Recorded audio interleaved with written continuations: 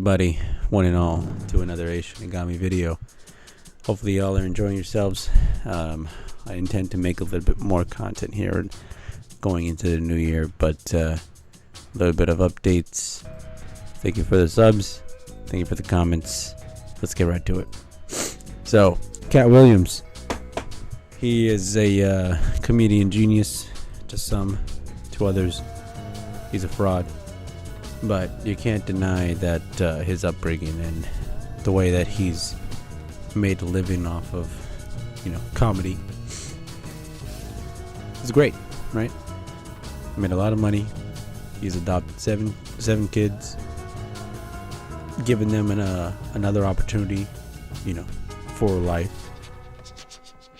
And in his most recent interview with Club Shay Shay, he divulges a little bit of secrets to HollyWood, to the comedy industry, and a few other people that, were out to get him, and speaking some truths when it comes to, ways to live your life. And we're just going to go over a few clips that I got here. Hopefully y'all enjoy. So sit tight. We'll bring it right to you. Alright, to start it off, the first clip we got here is going to be Cat talking about Disney. So let me just adjust myself here. At Cat Williams when I was Cat in the Hat, and they tell these stories about how he changed his name. Look, the truth of the matter is Disney sued me. Yeah, I was Cat in the Hat. They sent me a cease and desist letter, and I'm not even making $25,000 a year. And the mega company Disney has sent me a cease and desist telling me I can't use any variations of that name. Fine, I'm Cat Williams. That's all that happened. I have been this same product the entire time. They will tell you when they first saw me doing stand-up, I was just like this. This is what I bring. This is my style. Alright, so that's just one clip as we saw him fighting Disney over something so stupid as the Cat in the Hat. Now, copyright and trademarks understandable, but even any which way he went about it, it was just going to be attacked. Next thing we're going to go over is, truth makes an impact. So that live in this town. Right. Where did he come from? And then he gets up there, and for 3 minutes, he's talking about the fact that he is the entire black community. Right. And he is as disappointed in them. It looked like they looking for where the rest of them is. And so is he. And that was his set. But I understood from that point that the truth is really the commodity, and the fact that we are all individuals and all separate and all our own islands, but not in real life.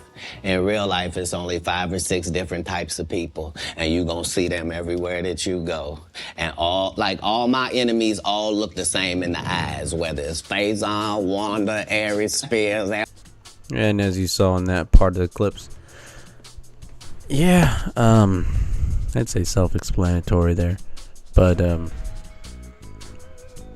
the things he's speaking about make a lot more sense now, and he's basically just telling his point of view now, and we're getting to hear a little bit of different side of a story that has otherwise been untold. So I'm grateful that he's able to speak what he needs to say, and we move on to the next one, which I kind of formatted as, if they were successful then, why don't I see them now?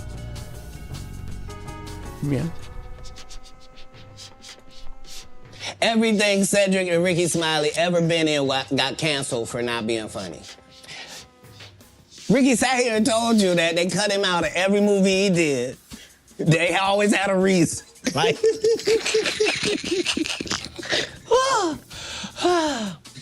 that's why I'm funny, because I'm a happy person. I laugh all day long. I can't even imagine the misery of these bums. I love all the little digs that he's been able to pull so quickly, so seamlessly, while also just being able to state what is actually happening and factual. Because if you're going off of a business terminology and if this is working or not, you look at the numbers, right? You look at the stats. You see, are these people actually performing well, or are they, causing us to lose money or degrade the fucking reputation, stuff like that. The next one I'm going to go over is him, basically being humble with himself. So let's listen in on what he thinks here. Was, when did I think I was funny? I never was my biggest fan. To this day, I'm not the biggest fan. I'm a fan of comedy. I like great comedians. Like, I like Chappelle. I like Patrice O'Neal. Like, I like the greats of comedy because I do. Like, I like Ron White. I like Bill Engvall. Like, I know comics. Like, people that did the craft, they raised me. I was touring with Steve Marmel and Richard Jenny and real journeymen. Mm-hmm. So my comedy upbringing was standard. I thought you had to work all night, every night, all around the country, and you had to write jokes, and that you were trying to write jokes that other people weren't writing, and that your job was to be funnier. Like, people that know me will tell you I've been on this. Like, I had a list of all the black comedians that were more famous than me. There was 300 of them on the list, and I had to be able to cross them all out before I could make it to the next level, before I felt like I was funny enough to do that. And so I appreciate what competition does for sports and for my particular sport. And comedy is a sport. All right, moving on. I feel like he couldn't have said it better.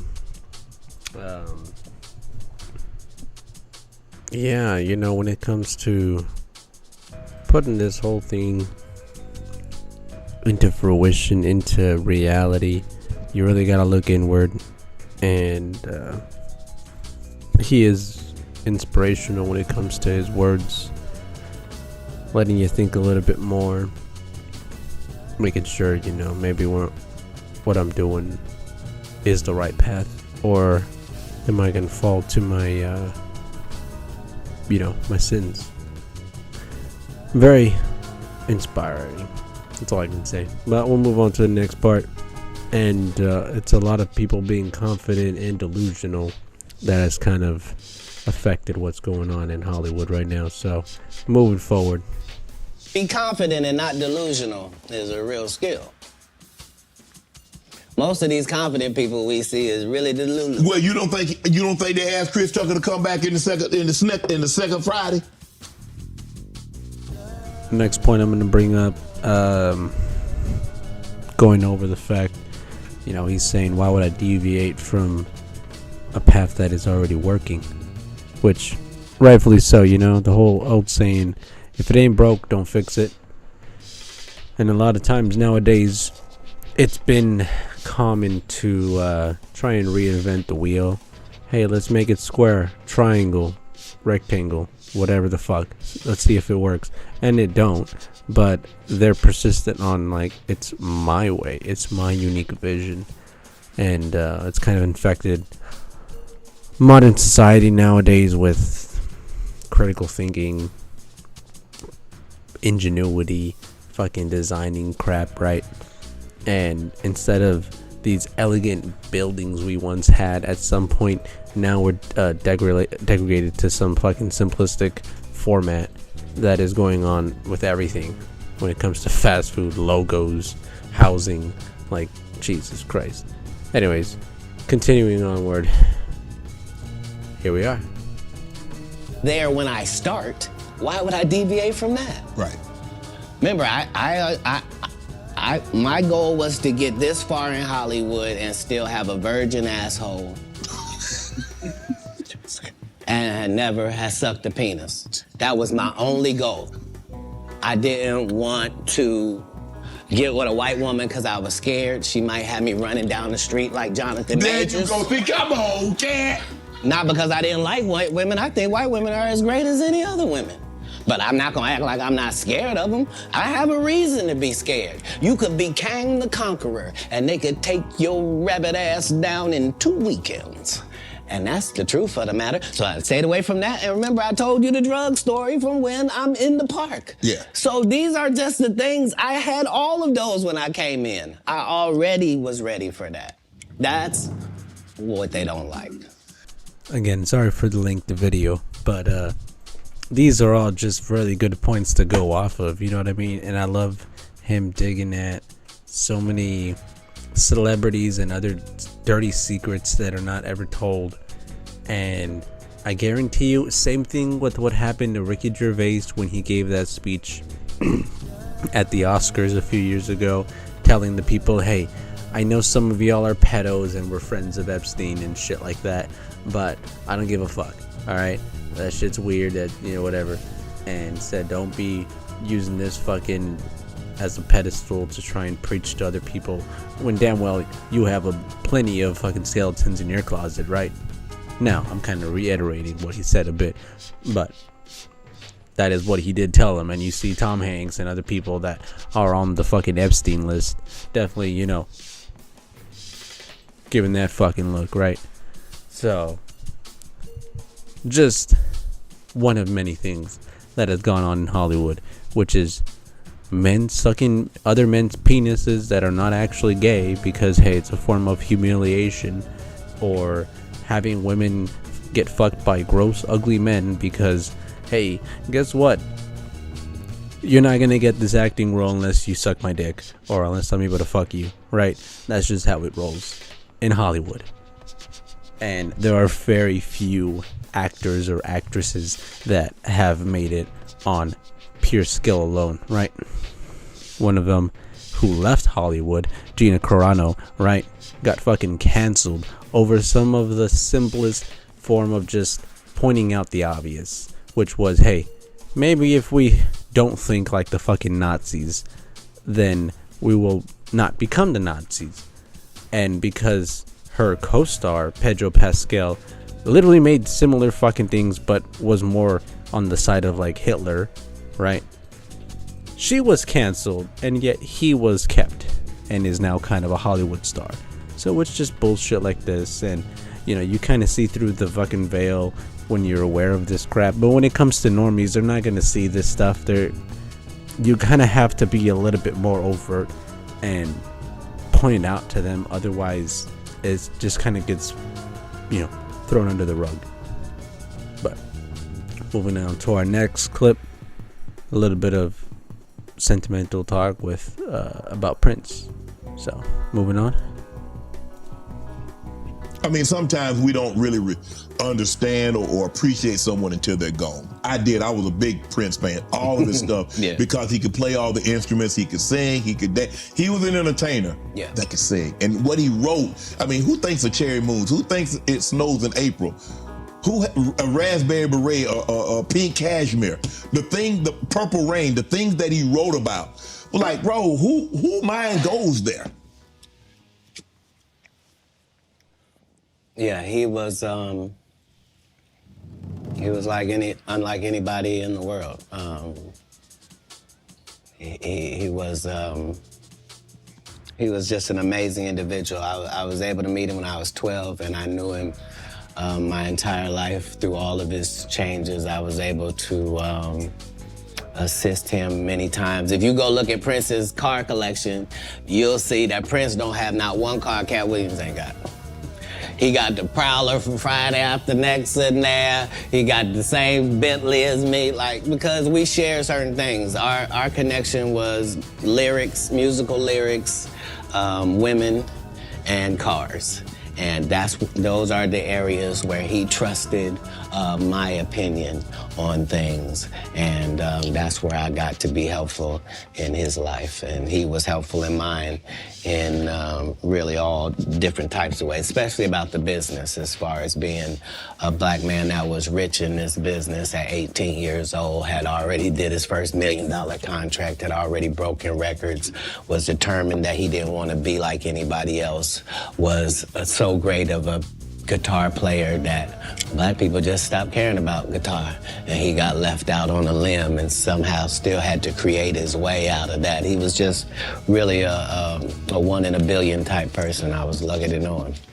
All right, moving on from that. Now, I love the way he speaks about, you know, his friend, or even once idol, you know, since he was younger at a point, seeing this man and being able to actually get involved in that person's life to a degree where your opinion matters, and pretty much all because you're just being a fucking good person, right?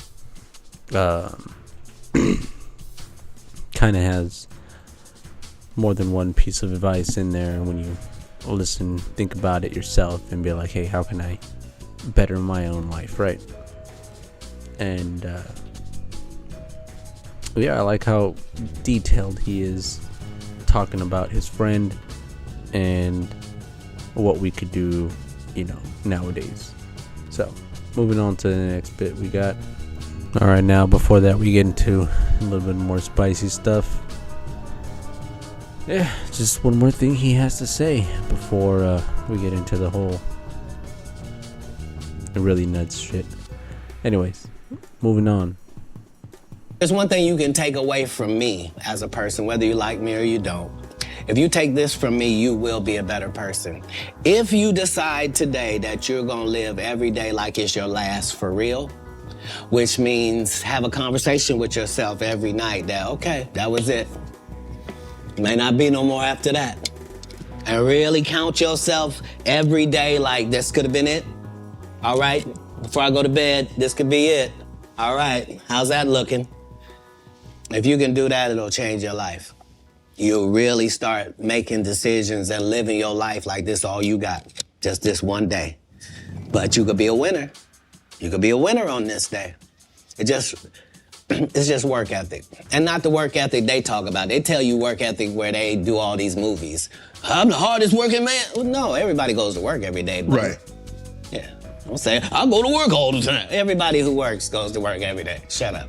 I definitely think that's something important to take away from all of this, right? Don't think too little of yourself when every single day you're having to, go to work. If you're fortunate enough to work, be happy and take pride in the fact that you even get a chance to make money. Whether it's a lot or a little, it's still something that other people may not have a opportunity at, where there's so many homeless people, there's so many people that just living off the backs of others, right? I'd say that's some pretty good advice to fucking take away with. Next bit I gotta go over real quick is the little bit about Kanye and even a bit of a dig at Diddy. Mind you, this is not me saying it. This is someone that has been around them personally. So let's listen in and what Cat Williams got to say. Say nothing I can agree with. Okay. He was the weird guy in the beginning with the pink sweaters when we met him. What do you think moving to a beat of your own drum? This dude started a church and kept cussing. Nobody in black church said nothing. You would have thought all the pastors would have came. You can't be no gospel artist. You just said fuck that bitch. Nobody said nothing. Cause TD Jakes over there with P. Diddy. Come on, Cat. Only the guy you had here has been upfront and honest and a man of God and humble and took the L's he had to take and didn't. All right, sorry. Now I know I've been taking up a lot of time, but I feel like this has been very, very well worth it. If you stuck around till the end, we got one more last clip to go over, and we'll wrap it right up after that with a nice bow on top. So, last thing we got to talk about is the Illuminati and Ludacris. Funny the fuck that he even brought it up. It's not the first time he's brought up the Illuminati, and people trying to point at, Kendrick Lamar's lyrics of no black man ain't never been in the Illuminati because, they're the racist party. Bullshit. Bull fucking shit. It doesn't fucking matter if you try and paint the picture that they're like the Ku Klux Klan, bitch. Alright? That party exists. That secret society is out there. We're just fucking calling it as it is. We see the fucking Freemasons, the Bilderbergs, the fucking Black Rocks of the fucking world, right? We're just calling it out now. We don't give a fuck. Anyways, continuing onward to the next clip. Are you related to firework in the background? No, so there was a crossroads where we were both invited to an Illuminati thing, and it had to be one or the other of us, and decisions had to be made. So it was both of us, we were equal. One of us had to cut off all their hair and couldn't do the sideburn thing no more with the points. And the next person, they said, was going to get $200 million because they were going to pay him $10 million a movie to do 20 movies. And that's how the conversation happened. One of those persons turned out to be Ludacris, and the other person turned out to be Cat Williams. Now, one person ended up with a light-skinned, ugly-faced wife that's never done it. Remember I told you that if I say that, it applied to 7 people? Yes. It's part of what they give you. Okay? I didn't get it. I'm not mad about it. How much money they give? 200? Sir, Fast and Furious is on what number right 10. now? 200 million. I might need to get me one of them old women look the same. That's what they all end up saying at the end of the day. Kevin told you he wasn't gonna wear no dress until they offered him the dress, and then he put it on. And what did he say after he wore it? I made my own decision. Duh. But you didn't make it before they brought it up, did you? It's okay. It's all right. That is certainly... Ooh, why do I hear myself all of a sudden? That is certainly the funnest interview I've ever heard in a while. And this dude had reached fucking 26 million views in like 3 days. So, needless to say, Cat Williams is definitely a people pleaser and crowd bringer, that's for sure. He touches upon a lot of topics when it comes to, you know, being truthful, being confident, not delusional. Obviously taking digs at fucking Diddy and the Illuminati and other fucking things like Disney, HollyWood, and shit like that, right? And even more so, I didn't touch upon it in the clips that I did get, but he does point out, you know, giving back to the people less fortunate than you, that if you were in the position where you have more than enough money to give away, why not fucking help out, you know, adopting 7 kids, right? Why not help out the community that you just toured in, right? If you're gonna visit the city, why not pay the fucking, you know, the amount of money they paid you, pay that back into the community, so that way you show your appreciation and helping out the people less fortunate than you that otherwise wouldn't have that generous offer given to them. Something that can't be said for a lot of leftists or people from Hollywood that preach so much, and like Jeremy from Geeks and Gamers or D-Day Cobra would say, is the people that have the most to preach usually speak the loudest, right? And they're talking all this smack. Meanwhile, you know, they have so many things hidden in their closets that they're not willing to address. And again, sorry for the lengthy clip. I know it might take a bit of y'all's time, but if y'all sat through the end, I really appreciate it. Other than that, hopefully y'all have a good evening, good night, and good morning. And it's been wonderful. Y'all have a good day. Otherwise, it shouldn't have got me signing out. Bye-bye.